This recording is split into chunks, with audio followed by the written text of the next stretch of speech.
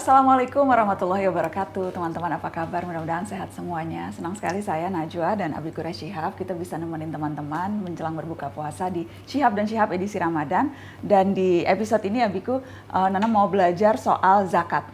Bagus. Soal zakat yang Abi pernah bilang memiliki dua arti, berkembang dan suci. Betul. Abi boleh tolong dijelaskan lebih detail soal itu? Oke. Yang pertama, berkembang.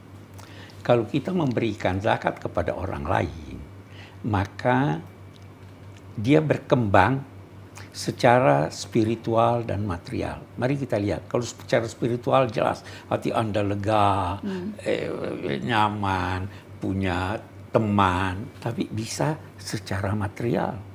Anda memberikan dia daya beli. Dengan adanya daya beli, perekonomian berkembang dan keuntungan meningkat. Jadi zakat itu seperti itu. Jangan anggap ketika memberi zakat Anda tidak untung. Untung secara spiritual dan bisa untung secara material. Karenanya disebut berkembang. Berkembang, ya kan? Ya. Yang kedua, suci. Dia itu suci, mensucikan hati Anda. Sehingga tidak ada dengki, tidak ada iri hati, sehingga bersih hati melihat ini. Dan ada yang suci yang lain, harta itu suci. Boleh jadi ketika mengusahakannya ada hal-hal kecil, saya katakan kecil, yang mengotori harta itu. Dengan berzakat dia keluar. Garis bawahnya harta kecil. Jangan lantas berkata dapat harta dari korupsi. Oh itu tidak bisa dibersihkan itu. Nah baru mau tanya, karena kan kebetulan kalau ada orang yang mendapat hartanya dengan cara tidak halal, itu tidak bersih, itu dan sudah. Kemudian mau saya sucikan dengan memberi, enggak ya, Bi? Itu kotoran binatang bisa disucikan. Sudah tidak bisa. Ya tahu dari sononya udah mau apa? Mau korupsi pergi haji, mau sucikan hartanya tidak ada. Hal-hal kecil boleh jadi menyinggung perasaan ini, boleh jadi melanggar sedikit, maka dia mensucikan harta itu. Itu arti zakat. Nah, Allah mewajibkan zakat. Zakat jadinya harus memiliki fungsi sosial. Hanya ada yang diingatkan oleh Al-Quran menyangkut zakat. Wa atuhum mimmalillahi alladzi atakum. Berikanlah kepada orang-orang yang butuh harta Allah yang berada di tangan kamu. Bukan punya kita itu harta. Bukan punya kita. Mari kita lihat logikanya, ya tahu.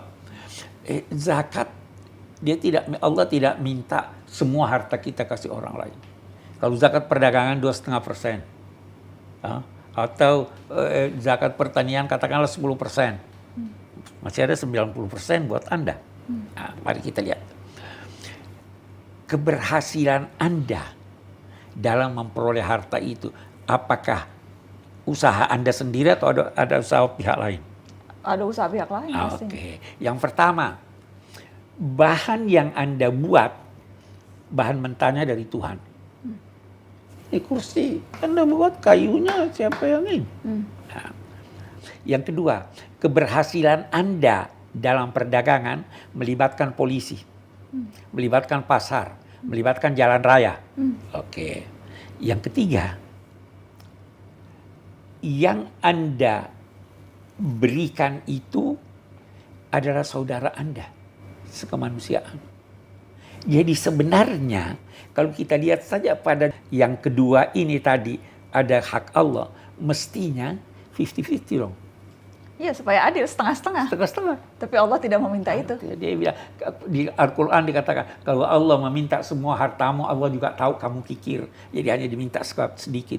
Oh, Allah bilang, Allah tahu kita kikir. Dia tahu ini manusia. Tapi Allah kenal kita ya, Bi? Allah itu mengetahui kita, tidak mungkin kita dimintai semuanya. Walaupun sebenarnya memberi semuanya bagus. Ada hal ketiga mungkin dalam konteks kita sekarang ini. Zakat diberikan pada kelompok-kelompok tertentu. Mungkin sebagian sekarang ini sudah menjadi fakir dan miskin. Ya. Punya bagian dari zakat. Kalaupun dia belum dalam kedudukan fakir dan miskin, tetapi sangat membutuhkan untuk modal kerja, kasih dia modal kerja. Karena pada prinsipnya yang dikehendaki dari zakat itu adalah memberikan peluang kerja bagi yang tidak bekerja karena kekurangan modal. Karena itu lebih baik memberikan modal daripada memberi sedikit-sedikit. Dengan memberi modal, maka diharapkan yang diberi ini dapat berusaha dan berkembang sehingga tahun depan dia bisa mengeluarkan zakat. Beri dia kail. Abi kira itu yang harus menjadi perhatian kita. Sehingga semua yang butuh kita berikan sesuai kemampuan kita. Dan kalau mau beri modal, lihat kemampuannya apa dan berapa yang dia butuhkan. Jadi bisa berbeda. Kalau ini pandai emas, butuh modal sekian. Ini petani, butuh alat ini dan sebagainya. Itu zakat yang dikehendaki. Ada sunnah yang mengatakan memberi kepada yang lebih dekat, yang terdekat. Oh iya. Dan betul. Kalau dalam konteks zakat, yang terdekat dari kita mungkin saja tidak terlalu butuh, tetapi kita tahu ada sekelompok orang yang jauh lebih butuh, itu bisa dikesampingkan atau bagaimana? Bisa, betul. Kita dianjurkan memberi yang butuh dan yang dekat. Kalau tapi intinya pada yang butuh. Karena yang dekat tapi tidak butuh, tidak diberi dong. Dan yang dekat itu bukan hanya dalam pengertian dekat hubungan keluarga. Bisa jadi dekat hubungan kekerabatan, hubungan tetangga, hubungan sebangsa, hubungan ini. Ya. Jadi itu arti dekat. Kalau semua orang yang mampu memberi perhatian kepada yang dekat, tidak akan ada orang miskin. Nah, hanya biasa kita mau memberikan atau tidak memberi sama sekali, atau mau memberi orang yang kita kenal. Nah, itu sebabnya dalam zakat ada istilah amil. Amil itu antara lain tugasnya mencari orang-orang yang butuh. Supaya mereka yang butuh itu jangan datang minta. Jaga air mukanya. Tuntunan agama untuk menjaga air muka yang meminta. Iya, cari dia. Oh ini butuh.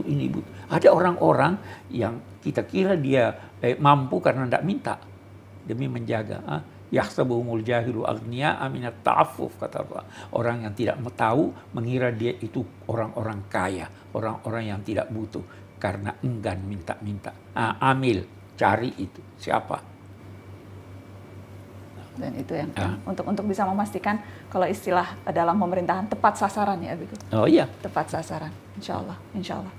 Terima kasih Abiku.